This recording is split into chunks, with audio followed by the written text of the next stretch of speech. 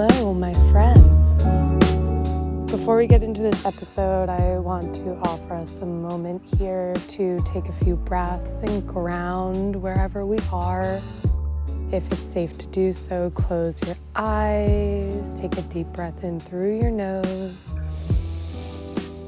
Big breath out. 2 more like that.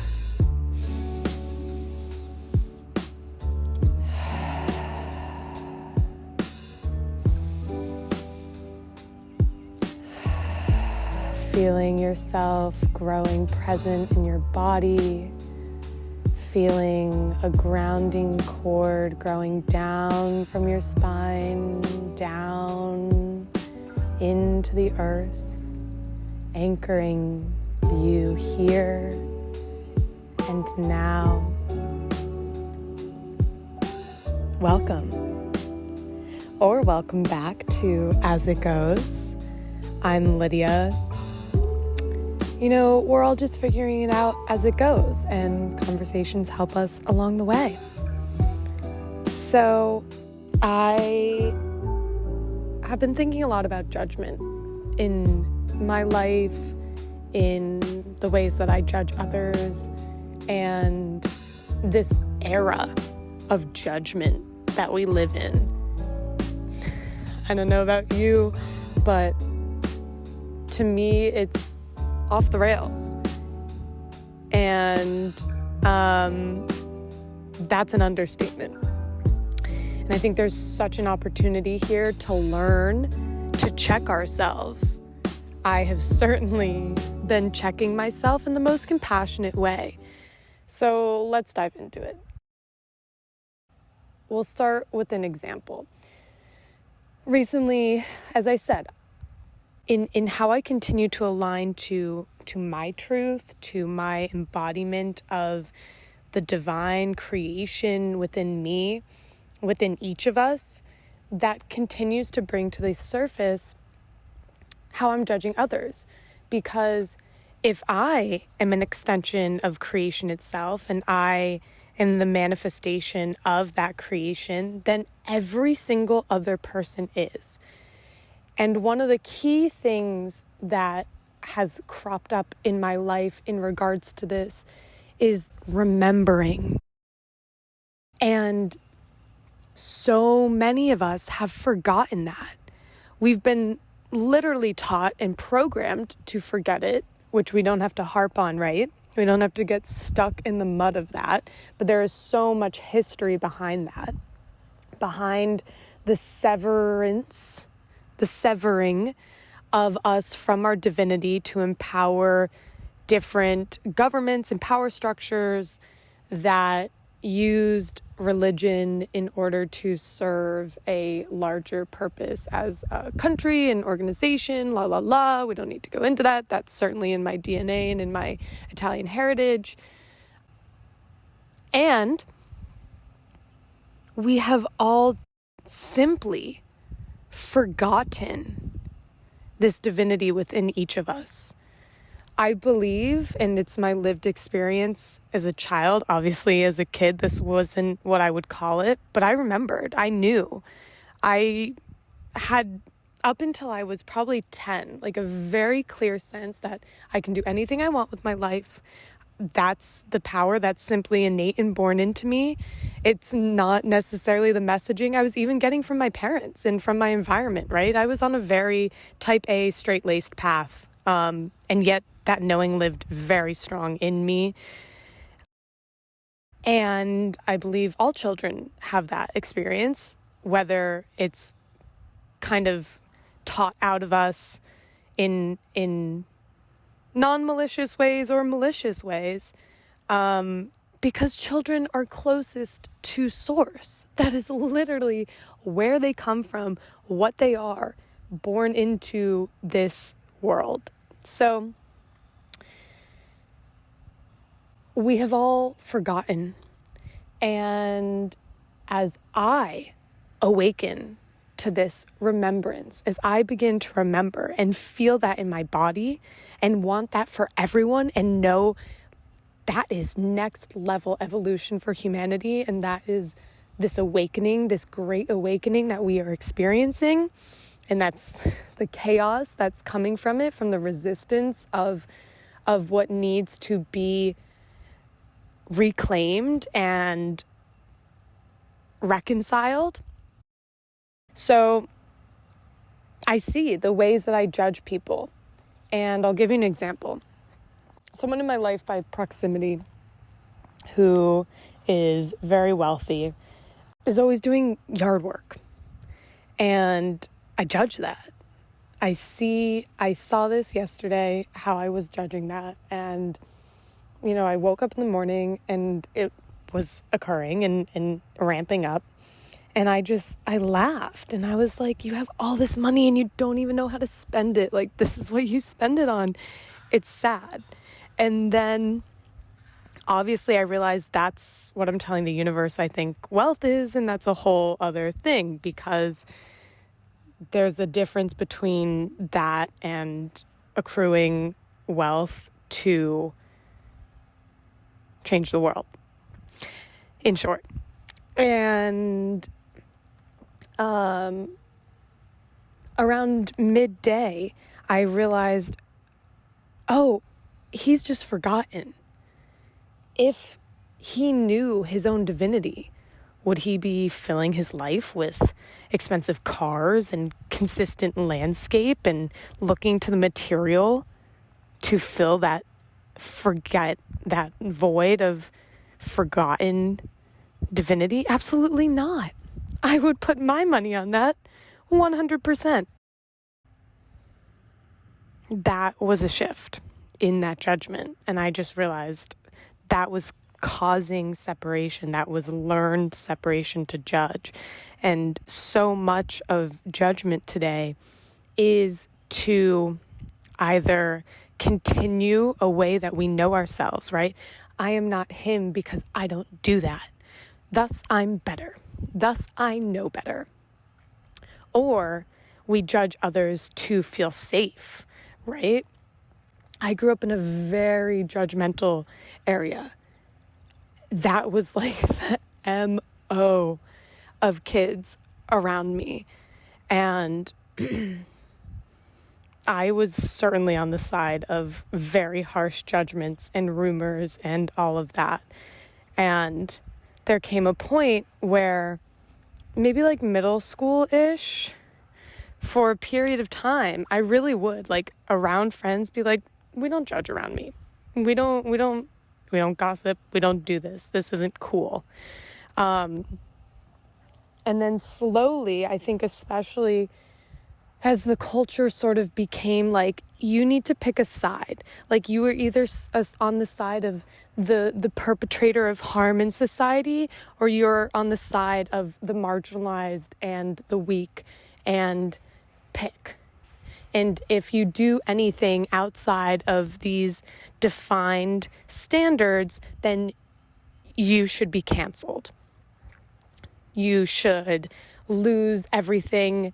And so that is a way for safety, right? This idea of we only know ourselves by judging each other. That we must make others wrong to know ourselves, right? That example I gave. Because I don't do what you do, I'm okay. I'm better. I'm good. No. Because it only perpetuates separation, and separation is the ultimate illusion of our lives. That's true by quantum physics standards. Everything is connected, entangled. There is so much order behind us, right? If we don't even want to make it spiritual, which is funny because I think quantum physics is the ultimate spiritual science. So we're not separate. We've just forgotten. And if we could see that injustices, harm, etc., all stems from this forgetting, how different life would be. If we could see that we have to draw a line in the sand and we have to decide to forgive. I did a really powerful practice with one of my teachers who learned this from an Indigenous leader. And we, in groups, looked each other in the eyes and asked for forgiveness. We said, I'm asking for forgiveness for any harm that my ancestors did to you and your ancestors that impacted you, and vice versa. And do you forgive me? Can you forgive me? And it's so powerful because it's a decision to draw the line and say, now is the time for reconciliation. I spent time in Rwanda, maybe 20 years after the genocide. That was in 1990s. I was there around 2010-ish, 2013. And it blows my mind, the level of reconciliation that a peoples were faced with and able to do. And that is the decision that we are being asked to make collectively of, do we want to keep judging and literally taking up arms verbally, collectively, expelling people from the quote unquote group, all because we all want to feel safe. We already tried the casting out of society through prisons, and we already have the repetitive evidence that shows that doesn't work. Or are we done with that? And do we want to know life in a different way? What world do we want to live in? And it's asking a really big question, and there's so much to unpack here. I want to add something that I learned from Scott Kaufman, talking about the fundamental problem in having this dynamic of victim and oppressor. And I'll talk about it in my own life, and then we can apply that example to society, and hopefully you can see this dynamic and how it impacts you. So based on this sense of, in a situation, there is a victim and there is an oppressor. That is a two-role dynamic. So we've spoken on the podcast before about how when I was in high school, I was in an abusive relationship. I was the victim. My boyfriend at the time was the offender. And it got all the way to legitimately being that in the eyes of the justice system to a degree. And as I began my healing journey, so what the science of this tells us, which there is a scientific field that looks at this, as a victim moves into healing and empowerment, there is a fear of becoming the offender. I've seen this. I'm thinking of one of my good dear friends from college right now, and the conversations that she and I had about this fear and sense that maybe she was a narcissist and maybe she was, a perpetrator in that sense. And I know it in myself. I know that those same thoughts in myself, and I see the shadow element of, as I went through identifying with being a victim to healing and removing myself from being in a victim mentality, there was certainly moments in my empowerment journey from that place where, okay, now I'm out of being in that dynamic. I'm out of being affected by it as PTSD, which I had for some odd years. And now I'm just, I feel like Lydia, I feel normal. That should be good enough. That is where empowerment has to stop.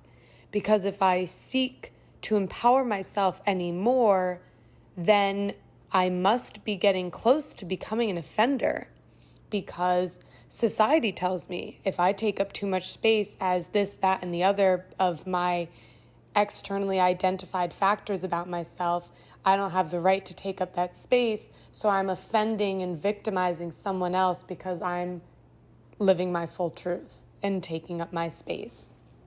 And that was certainly a program running in me for sometime unconsciously, and over, I would say, the past year and a half, 2 years, clear, got it, increasingly more clear. And so that is the reality of this dual role nature. And the fact of the matter is, we can't solve this problem if there are only two roles. If we only ever look at the world as a victim and an oppressor, there's nothing else that can be. However, there is a third role that we can add, which is, wait for it because it makes me so excited. My body is tingling right now. Self-actualized. That is what I have been seeking, what I have been empowering. I'm not empowering myself as an oppressor. That is never my intention, and I am mindful about that. Just like I'm sure you are. Just like most people on the planet are good, decent people. They do not want to oppress anyone. But so long as we use this model, this two-rolled model of victim and oppressor, we can only ever see the world as dangerous because it is so easy to be a victim. We're literally, and I'm not knocking this and I'm not getting into this, but we're taught in school how different systems of oppression victimize us. I'm not saying that's wrong. That is 100% true. However, the problem is, in any way, shape, or form, I'm a woman, right? I can get stuck in the victimization of being a woman in the world we live in. Or I can take my power as a woman, as that force that literally yields and births life into the world and has this incredible force of Tantra and Kundalini and all of this incredible energy. And I can take that and birth a new world. And how I show up in that is not victim mentality. That is not seeing the world as dangerous. That's not being stupid. But there's a real difference. And knowing that difference and living that difference brings us into living a completely different life. I hear when friends talk to me from a disempowered place about being a woman, and I just want to give them a hug and shake them and rattle those thoughts and programs out of their head. But I can't. That's their path. That's their divine light's truth and path and lesson they have to learn on their own and see. So much of what I've been reading and learning about recently is learned helplessness and learned hope. Hope is a state that we can learn. Helplessness is a default. Isn't that profound? And all of this applies so simply and so deeply to how we judge ourselves. If we are taught, if we are seen as kids, we look around, we see our family system as dangerous and chaotic and threatening. We see the environment we grow up in as unstable and threatening and unsafe. Our schools, that's all impacting us. That is all shaping how we look. Who's safe? Who's not safe? Who's the media telling me is safe? Who's the media telling me is not safe? All of these things are going on unconsciously in our minds, but the fact of the matter is there's another choice. There's a third role. Victim, oppressor, and self-actualized. And when we are self-actualized, that is the awakening of the divinity within me and the divinity within you and him and her and they and them and everyone. That is being uninhibited by the ways in which You have been victimized. I have been victimized. It's a choice. It's choosing hope instead of hopelessness. It's choosing growth and the fulfillment of all the potentials within you.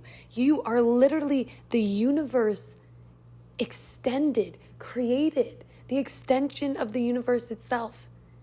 And the holographic theory of the universe tells us that the universe on a non-material existence is born from pure potentiality, from the pure buzz of potential that literally cannot do anything but manifest. That's you. That is all the, not even latent, the buzzing potential within you. For you to live fully and to realize fully all of your unique potentials manifest. No one can take that away from you. No amount of the ways in which you are a victim, of the ways in which you have been victimized. Because you can choose to self-actualize. You can choose to actualize those potentials. You can choose to actualize your healing. You can choose to actualize the part of you that believes in the good of all people, even when people have shown you their worst. Because when the world is no longer a threat, when people are no longer a threat, and we can see the decency, the humanity, the compassion, the respect of our fellow human, of the human in front of me, regardless of who they are, that's when everyone is free to self-actualize. That is when I stop judging my brothers and sisters of the human race, the family that we all are. That's when we stop fighting. That's when the world is no longer a threat. That's when we literally liberate another human by the way we look at them, by the way we hold them, by the way we regard them. That is how we make peace with ourselves. That is how we make peace in the world. I'm studying Tantra right now, and one of the thoughts that's been ringing in my head is the amount of energy that we spend on hating something about our bodies, on wishing it to be different, on hating something about your life, on hating something about the world.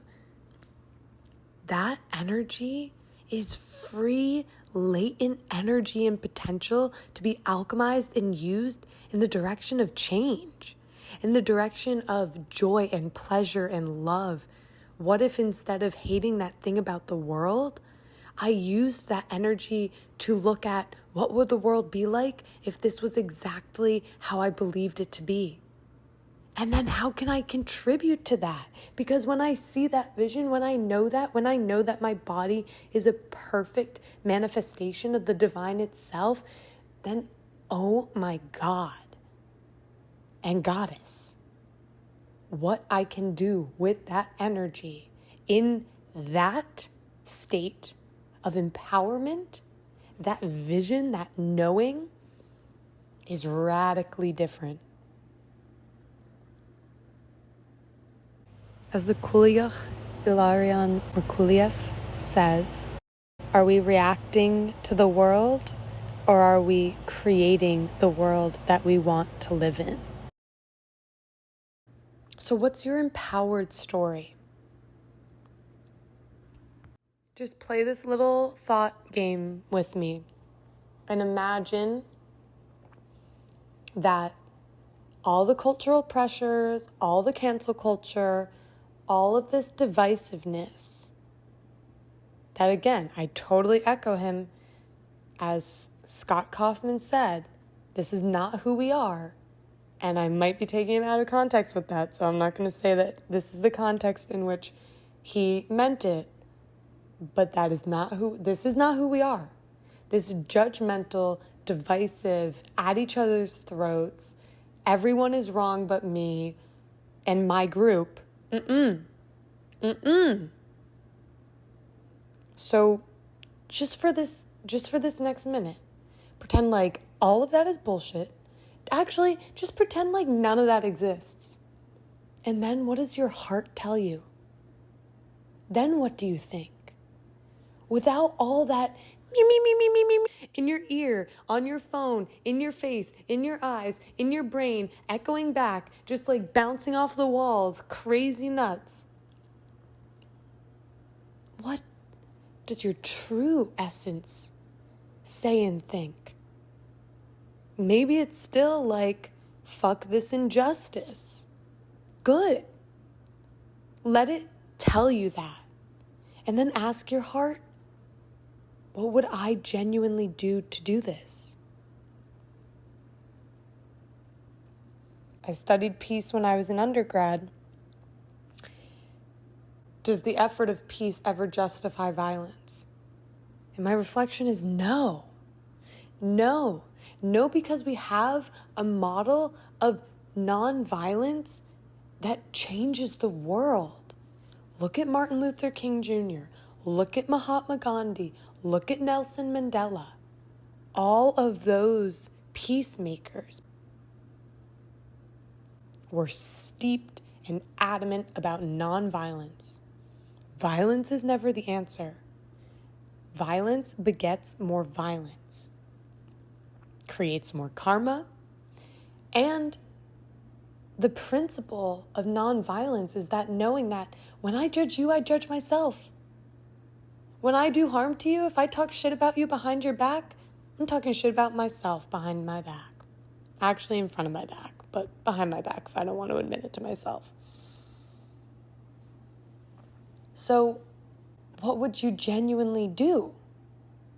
And how, if instead of focusing so much on the problem, if you focused on the vision, the feelings, the sensations of the world that you want to live in, how can you use all that energy of hopelessness, depressiveness, anger towards others, victimhood, oppressivehood?